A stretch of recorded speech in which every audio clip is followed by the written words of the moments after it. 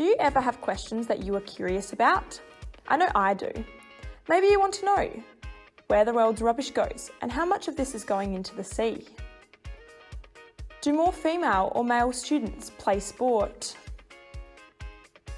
How much water do we use in Australia? Which animals are the most popular pets? Did you know that every time you have a question or thought like this, that you are thinking statistically?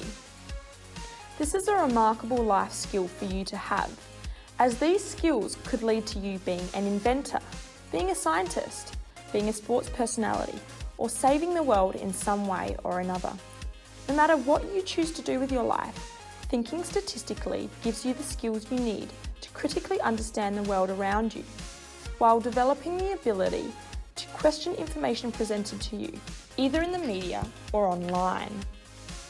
Now that we have talked about statistical thinking, we need to think about how we can apply this throughout our schooling experience. The general assumption is that numeracy only appears in mathematics, as this is the study of numbers. However, we see aspects of numeracy throughout our learning experiences in school. For instance, we learn how to sequence events on a historical timeline in HASS, collecting qualitative and quantitative data for science experiments, calculate and measure materials in tech lessons, identify patterns in health-related issues in society, count syllables and word sounds in English as well as in languages lessons, and finally, we can use spatial reasoning to understand symmetry and patterns in arts-related work.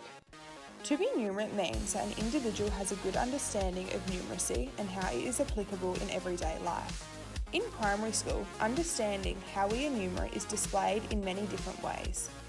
For example, how many pieces of toast we eat in the morning, or maybe how long they cook for, or how many corners are on a bed.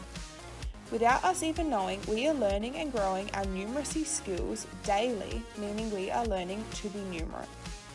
Have a think now about how you might be numerate in your life.